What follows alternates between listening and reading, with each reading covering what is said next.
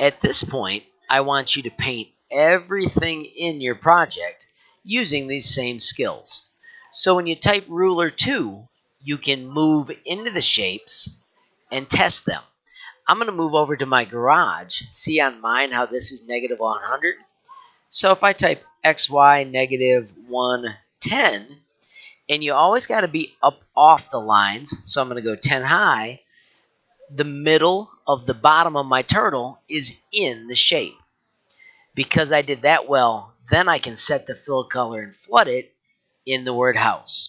So I do File Edit, I go to House, I always go to the bottom line, and I just retype it with the new numbers.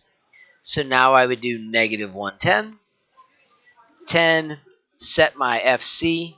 A minute ago I showed you those set FC colors. This time I'm going to pick the number 5. You can pick any number you want. And I always finish with the XY00, semicolon. And this time I am painting the garage. And you need to paint all of your house using those same techniques, testing them each time you finish, and then doing the next one, like the doors, the roofs, and the suns.